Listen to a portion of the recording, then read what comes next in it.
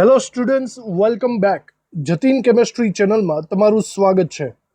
મારું નામ છે જતીન પીપલિયા અને આપણે ભણી રહ્યા છીએ ધોરણ 11નું સેકન્ડ ચેપ્ટર એટોમિક સ્ટ્રક્ચર. હવે આપણે એકદમ આ ચેપ્ટરના એન્ડ ઉપર આવી ચૂક્યા છીએ, જેમાં લાસ્ટ આપણો ટોપિક છે ઇલેક્ટ્રોન ગોઠવણીના નિયમો.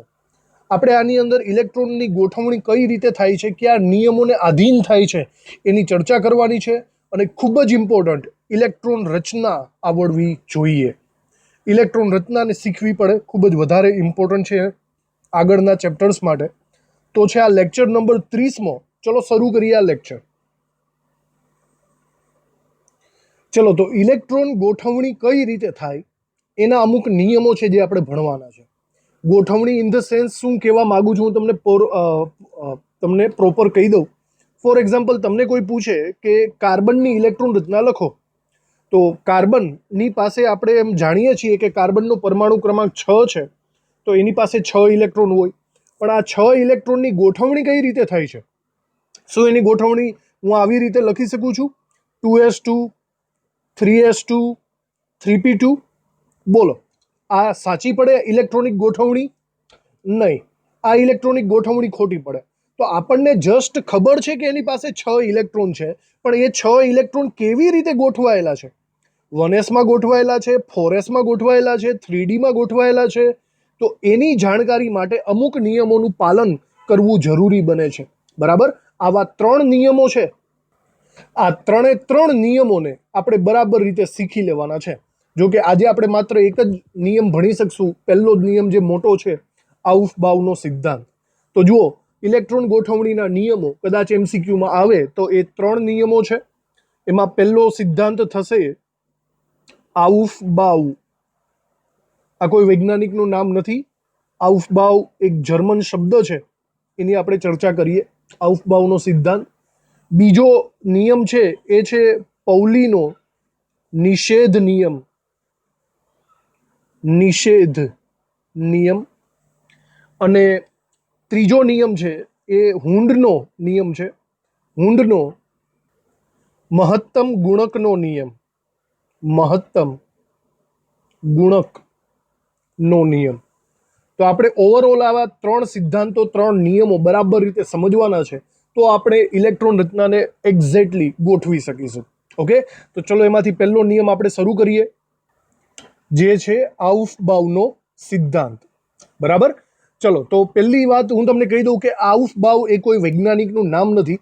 એ એકચ્યુઅલી એક જર્મન શબ્દ છે, જેનો મતલબ ગોઠવણી એવું થાય છે. તો અહીંયા આપણે લખી નાખીએ, આઉફબાઉ એક જર્મન શબ્દ છે, જેનો મિનિંગ થશે ગોઠવણી અથવા તો રચના. ઓકે, એવો મિનિંગ થશે. અહીંયા ઇન ધ સેન્સ આપણે ઇલેક્ટ્રોનની ગોઠવણીનો સિદ્ધાંત એવું આપણે સમજી શકીએ છીએ. પરમાણુમાં, કક્ષકોમાં ઇલેક્ટ્રોનની ગોઠવણી કઈ રીતે થાય છે એ આપણે આ સિદ્ધાંતની અંદર શીખી શકીશું. તો આ સિદ્ધાંતને આપણે ડાયરેક્ટલી અહીંયા નીચે લખીએ છીએ. આ નિયમ આપણે લખી નાખીએ કે ધરા સ્થિતિમાં કોઈ પણ પરમાણુની કક્ષકો વધતા ક્રમમાં ઇલેક્ટ્રોન વડે ભરાય છે. અથવા તો આ જ નિયમને આપણે વધારે ચોખવટપૂર્વક એવી રીતે લખી શકીએ, અથવા ઇલેક્ટ્રોન સૌપ્રથમ સૌથી ઓછી ઉર્જા ધરાવતી કક્ષકમાં ભરાય છે. આ કક્ષક સંપૂર્ણ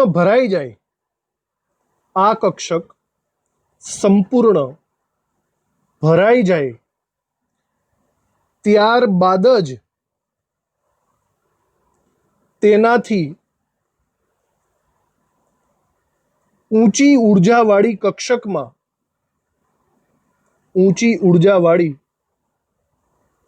કક્ષકમાં ઇલેક્ટ્રોન દાખલ થશે. આ એનો પ્રોપર નિયમ કહી શકાય, આઉફબાઉનો સિદ્ધાંત. તમે સમજ્યા બરાબર આપણે શું લખેલું છે? આમાં જસ્ટ એટલું કહેવા માંગે છે કે ઇલેક્ટ્રોન સૌથી પહેલા ઓછી ઉર્જાવાળી કક્ષકમાં જ જશે. આ સંપૂર્ણ ભરાઈ જાય પછી જ એના હાઈ લેવલની ઉર્જામાં જશે. તો હવે સૌથી ઓછી ઉર્જા કોની એ આપણને કેમ ખબર પડે? લાસ્ટ લેક્ચરમાં આખો લેક્ચર આપણે એ જ કામ કર્યું હતું. કોની ઉર્જા ઓછી, કોની ઉર્જા વધારે, આપણે ક્રમ પણ નક્કી જ કરી રાખ્યો છે. તો જુઓ, લાસ્ટ લેક્ચરનું કામ અહીંયા કામે લાગ્યું ને, બરાબર? તો જો આ એક્ઝામ્પલને બરાબર રીતે યાદ રાખજો. ઓછી ઉર્જાવાળી કક્ષક પહેલા ભરાય. ઓછી ઉર્જા અધૂરી હોય. હું એક એક્ઝામ્પલ આપી દઉં. પહેલા તો આપણે કક્ષાનો ઉર્જાનો ક્રમ તમને યાદ હશે. 1s 2s 2p 3s 3p આવો ક્રમ હતો, બરાબર? હવે તમને ખાસ ખબર હોવી જોઈએ કે 1s માં કેટલા ઇલેક્ટ્રોન સમાય? 2 ઇલેક્ટ્રોન સમાય. યાદ છે ને? એસ ની અંદર એક જ ખોખું હોય, એમાં 2 ઇલેક્ટ્રોન સમાય. હવે વિચારો કે જો કોઈ એક ઇલેક્ટ્રોન, જો આપણે પહેલો ઇલેક્ટ્રોન આપણે ભરવાની ગોઠવવાની શરૂઆત કરીએ તો સૌથી પહેલા ઇલેક્ટ્રોન 1s માં જ જશે. આપણે એને કહેશું 1s1. ત્યારબાદ બીજો ઇલેક્ટ્રોન પણ 1s માં જ જશે, કારણ કે 1s જ્યાં સુધી ભરાઈ ન જાય ત્યાં સુધી આગળ નહીં જવાનું. કદાચ એવું બને કે 1s માં એક ઇલેક્ટ્રોન હોય અને બીજો ઇલેક્ટ્રોન 2s1 માં જાય, તો આવું ક્યારેય પોસિબલ જ નથી. આ ખોટું પડશે.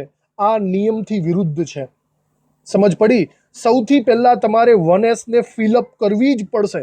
અહીંયા બીજો ઇલેક્ટ્રોન મૂકીને 1s2 બનાવવો જ પડે, પછી આગળ વધી શકો છો. પછી ત્રીજા નંબરનો ઇલેક્ટ્રોન 2s માં ભરાશે. એકદમ સિમ્પલ લોજિક છે. હું તમને છે ને એક એક્ઝામ્પલ આપું, તમને વધારે ક્લિયરિટી થશે. સપોઝ આપણે તાપી નદીના કિનારે, બરાબર જોજો, તાપી નદી છે. તાપી નદીના કિનારે કોઈ એક 10 માળનું બિલ્ડિંગ છે આપણું. તાપી નદીના કિનારે 10 માળનું બિલ્ડિંગ છે અને બાય ચાન્સ એવું બને છે કે ઉકાઈમાંથી તમે પાણી છોડો છો એટલે તાપીમાં પૂર આવે છે. હવે તાપીમાં પૂર આવે એટલે તાપીના કિનારે આવી બિલ્ડિંગ ધીમે ધીમે ધીમે ડૂબવા માંડે કે નહીં? સમજો છો ને? તાપીના કિનારે આવેલી બિલ્ડિંગ ધીમે ધીમે ડૂબવા માંડે. તો તમે મને એમ કહો કે તાપીના કિનારે જ્યારે પાણી ધીમે ધીમે ઉપર ચડતું હોય તો આ બિલ્ડિંગના 10 માળ છે, તો સૌથી પહેલા ત્રીજા નંબરનો માળ પાણીથી ડૂબી જાય ને? હે? સૌથી પહેલા ત્રીજા નંબરનો માળ પાણીથી ડૂબી જાય? ના. તો સૌથી પહેલા ગ્રાઉન્ડ ફ્લોર ડૂબી જાય છે કે નહીં? ત્યારબાદ પહેલો માળ ડૂબી જાય, પછી બીજો માળ ડૂબી જાય. ક્રમશઃ ડૂબે કે નહીં? કે એવું થાય કે બીજા માળ પછી ડાયરેક્ટ છઠ્ઠો માળ ડૂબી જાય? પોસિબલ છે એવું? નહીં. તો આ એકદમ સિમ્પલ લોજિક છે. જ્યારે પૂર આવ્યું હોય ને ત્યારે પાણી એકદમ નીચાણવાળા વિસ્તારમાંથી ઉપર ચડે. પહેલો માળ ડૂબે, પછી બીજો માળ ડૂબે, પછી ત્રીજો માળ ડૂબે, પછી ચોથો માળ ડૂબે. સમજ પડી? ડાયરેક્ટ કઈ 10મો માળ નહીં ડૂબી જાય. આ નિયમને તમે હંમેશા યાદ રાખજો. આ એક્ઝામ્પલ દ્વારા આને કહેવાય આઉફબાઉનો નિયમ. હંમેશા ઓછી ઉર્જા હોય ને એ માળ પહેલા ડૂબી જાય. પહેલા ઇલેક્ટ્રોન, પહેલા પાણી એમાં ભરાય. જ્યારે પહેલો માળ આખો ભરાઈ જાય પછી બીજા માળનો વારો આવે, પછી ત્રીજાનો, પછી ચોથાનો. સમજ પડી? આ એક્ઝામ્પલ દ્વારા તમને પ્રોપરલી આ આખી સિસ્ટમ યાદ રહી જશે. ઓકે? તો હવે આપણે અહીંયા ઉર્જાનો ક્રમ, કક્ષકોનો ક્રમ અહીંયા લખી નાખીએ. એની નીચેના મુદ્દામાં આપણે લખીએ કે આમ ઇલેક્ટ્રોન ની ગોઠવણી માટેનો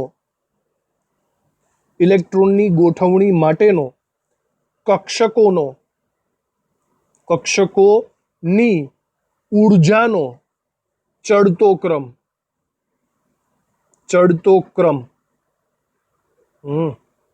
ઓકે? ચડતો ક્રમ આપણે આગળના લેક્ચરમાં બહુ ડિટેલમાં એને ભણી ચૂક્યા છીએ.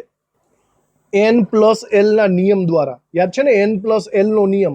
આખો ક્રમ કંઈક આવી રીતે હતો. આ ક્રમ તમારે યાદ રાખવાનો છે અથવા તો બનાવીને લખી નાખવાનો છે, બરાબર? તો આનો મતલબ એમ થશે, સૌથી પહેલા 1s માં ઇલેક્ટ્રોન જશે, પછી 2s માં, પછી 2p માં, 3s માં ક્રમશઃ જશે. આડા અવડા ગમે તેમ નહીં. નીચેની કક્ષક ભરાય પછી જ આગળ વધી શકવાનું છે. ચલો આ ક્રમ આપણે આગળ લખી નાખીએ. અહીંયા સૌથી પહેલા આવશે આપણે 1s, એના પછીનો ક્રમ આવશે 2s, 2p, 3s, 3p. હવે જો પ્રોબ્લેમ અહીંથી ચાલુ થાય 3p પછી એકચ્યુઅલી આવવો જોઈએ 3d, પણ 3d નથી આવતો. વચ્ચેની સાઈડ કોણ આવી જાય છે? 4s, અને પછી 3d આવી જાય છે. બરાબર ધ્યાનથી જોજો. એકચ્યુઅલી આ 3 નું કોમ્બિનેશન એક સાથે હોવું જોઈએ, પણ વચ્ચે કોણ ટપકી પડ્યું? 4s. મેઇન તો આપણે એ જ યાદ રાખવાનું છે n પ્લસ l ના નિયમના આધારે. તો 1s 2s 2p 3s 3p 4s 3d. બરાબર. પછી આવશે 4p, પછી 5s, પછી 4d, પછી આવશે 5d, પછી 4f. બસ હવે આપણે લખવું નથી એટલું બધું, અહીંયા સુધી લખશો તો પણ ચાલશે. તમારે મેઇનલી છે ને અહીંયા સુધીનો એન્ડ આવી જશે, અહીંથી આગળ વધશે જ નહીં. તો ઓવરઓલ આ આપણી ઉર્જાને ગોઠવણીનો ક્રમ થયો. ફરીથી યાદ દેવડાવી દઉં, અહીંથી ભરાવાનું શરૂ થશે. 1s સંપૂર્ણ ભરાઈ જાય પછી જ આગળ વધવાનું છે. 2s સંપૂર્ણ ભરાઈ જાય પછી 2p નો વારો. 2p ભરાઈ જાય પછી 3s નો વારો. આવી રીતે ઇલેક્ટ્રોનની ગોઠવણી થવાની છે. તો ઓવરઓલ આપણને ખબર પણ હોવી જોઈએ કે 1s માં કેટલા ઇલેક્ટ્રોન સમાય, 2s માં કેટલા ઇલેક્ટ્રોન સમાય. ઓકે, તો એ પણ આપણે લખી નાખશું. પણ એક બીજી વાત છે, ટેક્સ્ટ બુકની અંદર એક આકૃતિ આપેલી છે.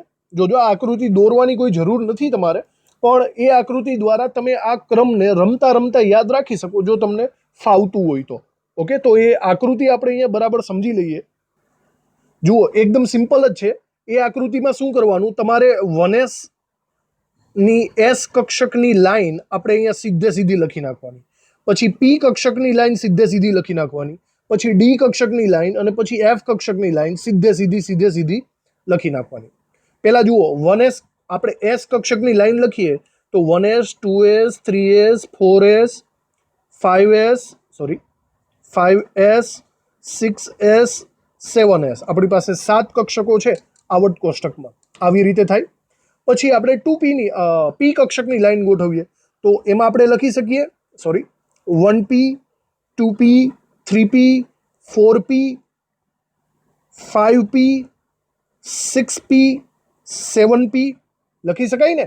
પણ એક પ્રોબ્લેમ છે, 1p પોસિબલ જ નથી. યાદ આવ્યું? p કક્ષક ક્યાંથી શરૂ થાય? બીજી કક્ષાથી ચાલુ થાય. તો આપણે એક સ્ટેપ નીચેથી ચાલશું. પછી આપણે ત્રીજાનું લખીએ. ભાઈ 1d તો પોસિબલ નથી.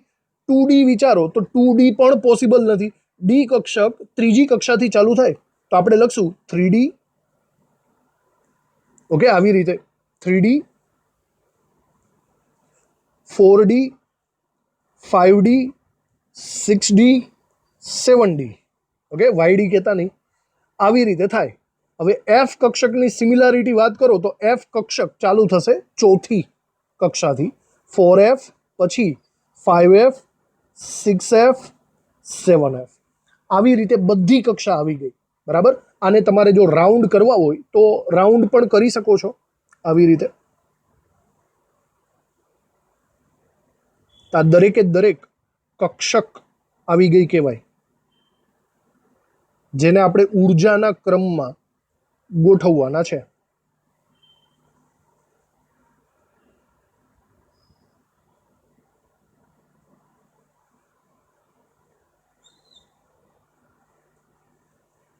સમજાણું? આવી રીતે. હવે શું કરવાનું છે? હવે તમારે અહીંયા ક્રોસ લીટી પાડવાની છે. જોજો બરાબર, ક્રોસ લીટી. જોજો, ક્રોસ લીટી કંઈક આવી રીતે આપણે પાડવાની છે. આ પહેલી ક્રોસ લીટી થશે સિંગલમાંથી કાઢવાની, બીજી ક્રોસ લીટી સિંગલમાંથી કાઢવાની, પછી ત્રીજી ક્રોસ લીટી આપણે ડબલમાંથી કાઢવાની છે. આવી રીતે. જો એવી જ રીતે ક્રોસ લીટીઓ તમે પાડ્યા રાખશો, બરાબર, તો આવી રીતે પોસિબિલિટી બની જશે.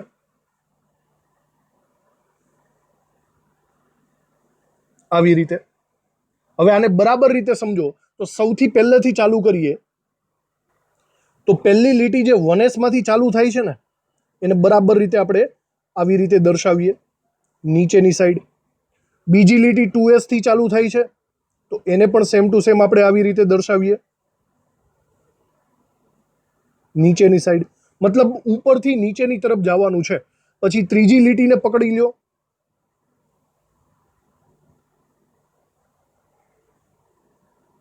આવી રીતે. પછી ચોથી લીટીને,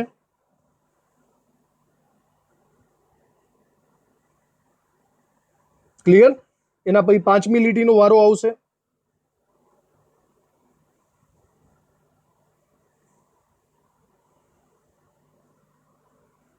આવી જ રીતે આગળ વધ્યા રાખો.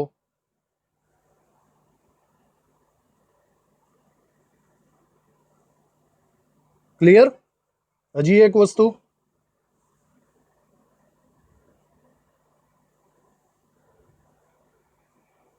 આવી રીતે.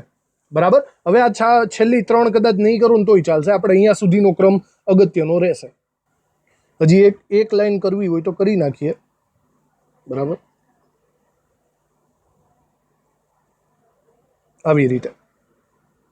હવે જુઓ, તમે આનો પ્રોપર ક્રમ લખો, પહેલેથી ચાલુ કરો તો સૌથી પહેલા વારો આવે છે 1s નો. બરાબર? આ તીર આ બાજુ ગયું, ફરીથી તમારે એ જ દિશામાંથી બીજા તીરમાં જવાનું, પછી ત્રીજા તીરમાં, પછી ચોથા તીરમાં, એક જ દિશાથી તમારે જવાનું છે ઉપરથી. તો પહેલા 1s આવે, પછી 2s આવે આમાં, પછી ત્રીજી લાઈનમાં પહેલા 2p આવે, પછી 3s આવે, 2p આવે, પછી 3s આવે, પછી આવશે 3p અને પછી 4s, 3p 4s. પછીની લાઈનમાં 3 જણા છે, તો પહેલા આવે છે 3d, પછી આવે 4p અને પછી આવે છે 5s. સમજાણું? એના પછીની લાઈન જુઓ બરાબર, તો 4d આવે છે, એના પછી 5p, પછી 6s આવે છે. એના પછીની લાઈનમાં 4 જણા છે, તો જુઓ 4f, 5d, 6p, 7s. બરાબર? આવી રીતે તમે આગળ વધી શકો.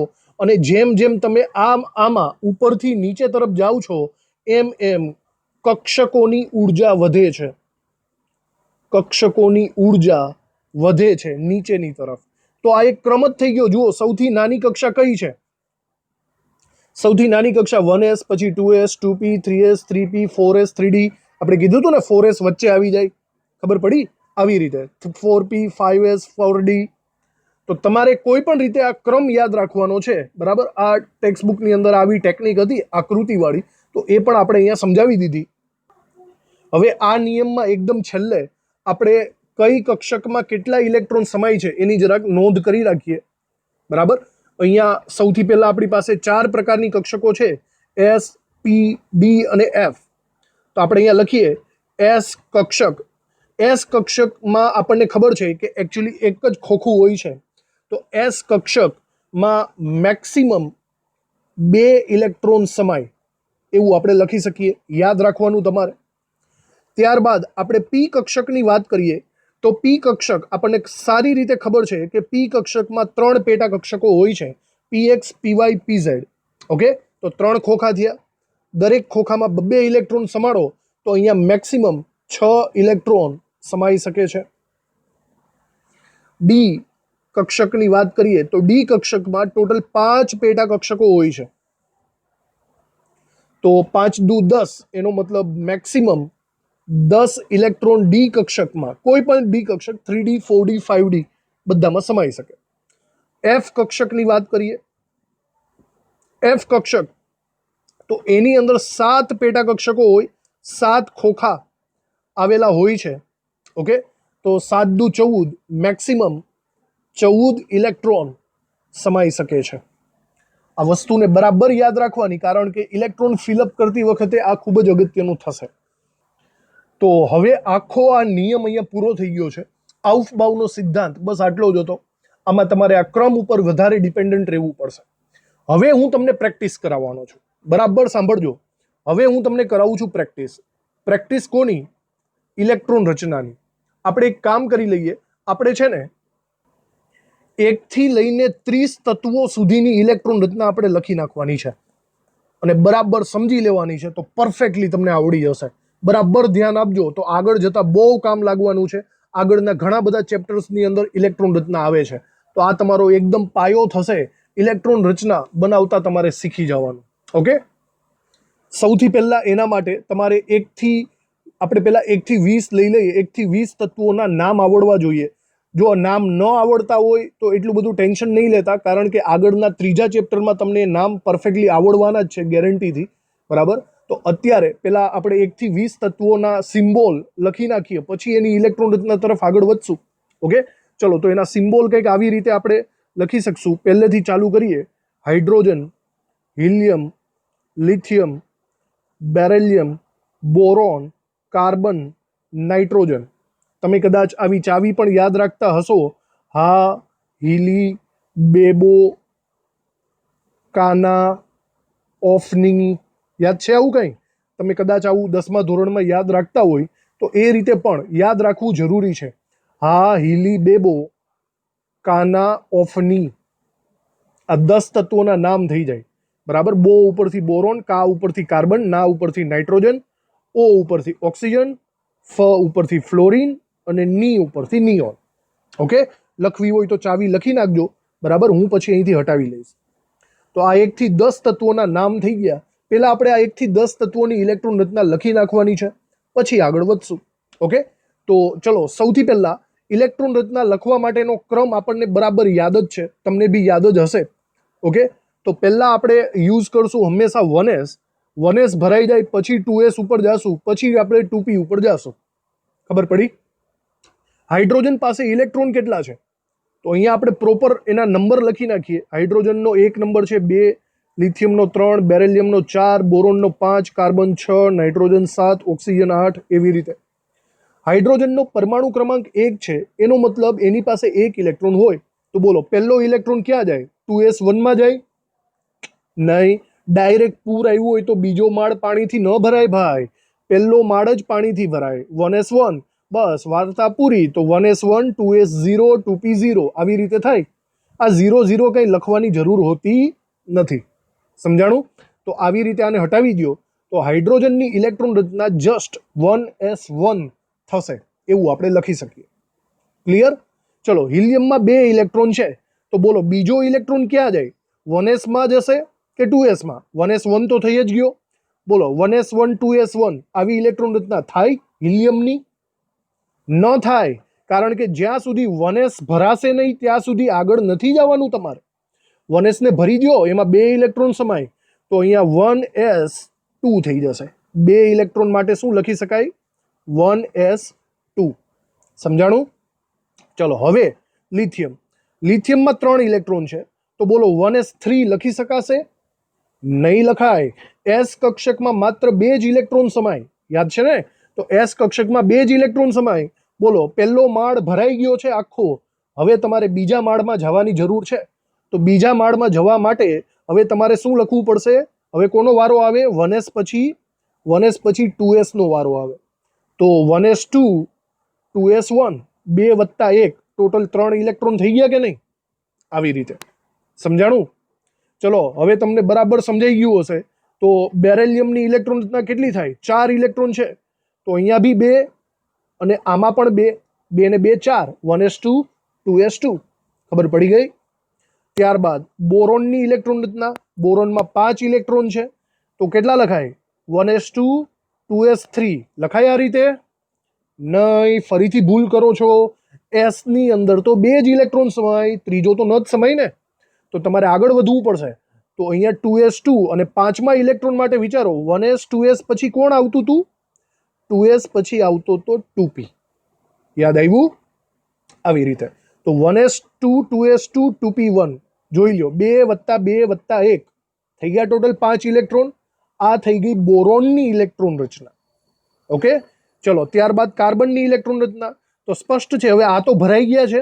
હવે બાકીના ઇલેક્ટ્રોન કેમાં ભરવાના? તમારે 2p માં જ ભરવાના છે.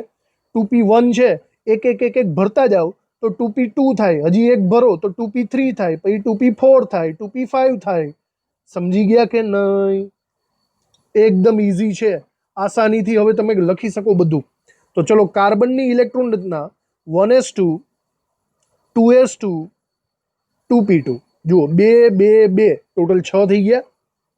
ત્યારબાદ નાઇટ્રોજનના 7 ઇલેક્ટ્રોન છે તો 1s2, 2s2, 2p3 થાય કે નહીં? બરાબર રીતે થઈ જશે. આગળ વધો. ઓક્સિજનના 8 ઇલેક્ટ્રોન છે. ઓક્સિજનના 8 એટલે કે 1s2, 2s2, હજી એક ઉમેરો આની અંદર 2p4. આમાં ટોટલ 6 હમાવાના છે, નાખતા જ જાઓ. 2p4 વિચારો, 2 વત્તા 2 વત્તા 4 એટલે થઈ ગયા 8 ઇલેક્ટ્રોન. આવી રીતે થશે. હવે ફ્લોરિનનો નંબર 9 છે, નિયોનનો નંબર 10 છે. મતલબ ફ્લોરિનની અંદર 9 ઇલેક્ટ્રોન સમાય. હજી આમાં 2p4 છે, હજી આમાં 2 સમાવવાની શક્યતા છે. આગળ વધો. 1s2 2s2 2p5 થઈ જાય. નિયોનમાં 10, તો ચલો હજી એક ઇલેક્ટ્રોન આમાં સમાઈ શકે છે. 1s2 2s2 2p6 થઈ ગયું. 2 અને 2 4 ને 6 10 થઈ ગયા. ક્લિયર. અને 2p6 નો કોટો પણ પૂરો થઈ ગયો. p માં ખાલી 6 જ ઇલેક્ટ્રોન સમાય. આવી રીતે આપણે 10 નંબર સુધીના ઇલેક્ટ્રોન્સ ભરી દીધા. સમજાણું? ઇઝી છે, બસ તમે લાઇનસર યાદ રાખો ભાઈ. હવે હજી આપણે આગળ વધીએ. 10 નંબર પછી 11 નંબરથી 20 નંબર સુધી લખી નાખીએ. ચલો આ બધા નામ તમારે યાદ રાખવાના. સોડિયમ 11 નંબર થાય. પહેલા આપણે લખી નાખીએ. Sodium, magnesium, aluminium, silicon, phosphorus, sulphur, chlorine, argon, potassium અને કેલ્શિયમ. આ 20 નંબર સુધીના નંબર થઈ ગયા. જુઓ બરાબર રીતે લખી નાખીએ. સોડિયમનો 11, મેગ્નેશિયમનો 12, એલ્યુમિનિયમનો 13, સિલિકોનનો 14, ફોસ્ફરસનો 15, સલ્ફરનો 16, ક્લોરીન 17, આર્ગોન 18, પોટેશિયમ 19 અને કેલ્શિયમ 20. સમજાણું તમને? આવી રીતે. તો હવે આ બધામાં ઇલેક્ટ્રોન રચનામાં આગળ વધીએ આપણે. જો આપણે નિયોન સુધી પહોંચ્યા હતા, બરાબર. હવે 11 ઇલેક્ટ્રોન ભરવાના છે. આગળ વધો. આગળના તો એમને એમ જ રહેશે. 1s2 2s2 અને હવે આપણે અહીંયા લખીએ 2p7. ચાલશે? નહીં ચાલે. પી કક્ષકમાં મેક્સિમમ 6 જ ઇલેક્ટ્રોન સમાય છે, તો 7મો તો નહીં જ ચાલે ને. આમાં ભાઈ 6 જ ઇલેક્ટ્રોન સમાય. આ માળ ભરાઈ ગયો. તો હવે આનાથી આગળ વધવું પડશે. બોલો 2p થી આગળ કોણ થાય? 2p થી આગળ થશે 3s. સમજાણું? 2p થી આગળ 1s 2s 2p પછી આવે 3s. તો 3s માં એક ઇલેક્ટ્રોન નાખો. ગણી લ્યો ટોટલ 11 ઇલેક્ટ્રોન થાય. ચલો હવે મેગ્નેશિયમમાં 12, તો 1s2 2s2 2p6 અને હવે આમાં મારે 3s1 ની જગ્યાએ શું કરી નાખવાનું? 3s2. ક્લિયર? આવી રીતે. ચલો એલ્યુમિનિયમ. એલ્યુમિનિયમમાં 13 છે. હજી આગળ વધો. 1s2 2s2 2p6 3s3 નહીં આવે. આપણને ખબર છે 3s માં મેક્સિમમ 2 જ ઇલેક્ટ્રોન સમાય છે. તો 3s કરતાં પણ આગળ જવું પડશે. 3s કરતાં આગળ આવે છે 3p. યાદ રાખજો. 1s 2s 2p 3s 3p. તો ચલો 3p ની અંદર 6 ઇલેક્ટ્રોન સમાવવાની કેપેબિલિટી છે. એમાં પહેલો ઇલેક્ટ્રોન આપણે નાખી દઈએ. ગણી લ્યોજો ટોટલ 13 ઇલેક્ટ્રોન થવા જોઈએ. ઓકે, ચાલો હજી આગળ વધીએ. સિલિકોનમાં 14 ઇલેક્ટ્રોન સમાડવાના છે. તો પાછળ પાછળ એક એક ઉમેરતા જાઓ. હવે પહેલેથી ગણવાની જરૂર નથી. તો 1s2 2s2 2p6 3s2 અને પછી આવે 3p2. ચાલો હવે ફોસ્ફરસમાં એક હજી ઉમેરો છેલ્લેથી. 1s2 2s2 2p6 3s2 અને આમાં એક ઉમેરો તો 3p3. ગણી નાખજો 15 ઇલેક્ટ્રોન થવા જોઈએ. સલ્ફરમાં પાછળ એક ઉમેરવાનો, મતલબ જો આમાં એક એક ઉમેરતા જાઓ. p1 p2 p3 p4 p5 p6 total 6 જ ઇલેક્ટ્રોન સમાવવાના છે મેક્સિમમ. એવી રીતે. તો જવા દો. સલ્ફરમાં 1s2 2s2 2p6 3s2 અને પછી આવે 3p4. ક્લોરીનમાં હજી એક પાછળ ઉમેરો 17 ઇલેક્ટ્રોન માટે. 1s2 2s2 2p6 3s2 અહીંયા આવશે 3p5. પછી આર્ગોન માટે 1s2 2s2 2p6 3s2 3p6. હવે જુઓ p6 આવી ગયો, એક લેવલ આવી ગયું, મતલબ અહીંયા હવે તમારે પૂરું થઈ ગયું. ખબર પડી તમને? ચાલો હવે શું કરવાનું છે? હવે 19 ઇલેક્ટ્રોન ભરવાના છે. તો 1s2 2s2 2p6 3s2 3p7 તો નથી થવાનો, એ તમને ખબર પડી જ ગઈ છે. તો અહીંયા તો 3p6 જ છે. હવે મારે એક ઇલેક્ટ્રોન માટે આગળ વધવું પડશે. આગળ વધો એટલે વિચારો કોણ આવે? 1s 2s 2p 3s 3p પછી 3d નથી આવતો. યાદ કરો 3d ની વચ્ચે 4s આવી જાય છે. આપણે લાઇનસર ક્રમ યાદ રાખવાનો છે, બરાબર? તો 3d ની પહેલા 4s આવી જશે. તો અહીંયા આવશે 4s. તો છેલ્લો ઇલેક્ટ્રોન આપણે નાખવાનો છે 4s1 થશે. ગણી નાખજો, ટોટલ 19 ઇલેક્ટ્રોન થશે. અને પછી આની અંદર હજી એક ઉમેરો એટલે 20 ઇલેક્ટ્રોન થઈ જાય. તો કેલ્શિયમનો ઇલેક્ટ્રોન રચના 1s2, 2s2, 2p6, 3s2, 3p6, 4s2. સમજાઈ ગયું તમને? આપણે ટોટલ 20 ઇલેક્ટ્રોન કરી નાખ્યા છે. હવે કદાચ તમારે 21મો નંબર આવે તો આના પછી લેવો પડે કે નહીં? સમજાય છે? આના પછી એટલે કોનો વારો આવશે? 4s પછી 3d નો વારો આવે. કદાચ આવે તો આપણે આના પછી લખવાના જ છીએ. તો તમને આ વસ્તુ બરાબર રીતે સમજાઈ ચૂકી હોવી જોઈએ. ખબર પડી? હવે એક અમુક સવાલ પણ થતા હશે કે સર દર વખતે આવી લાંબી ઇલેક્ટ્રોન રચના લખવી પડશે. આ તમે સમજી લીધું તો વાત બરાબર છે. આને શોર્ટકટમાં પણ લખી શકાય છે. ઓકે, આને તમારે શોર્ટકટમાં લખવું હોય તો એની ટ્રીક પણ આપણી પાસે છે. બરાબર, આપણે બંને વસ્તુ સમજી લેશું.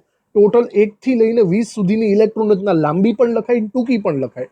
હવે ટૂંકી કેવી રીતે લખાય એ બરાબર રીતે સમજી લો.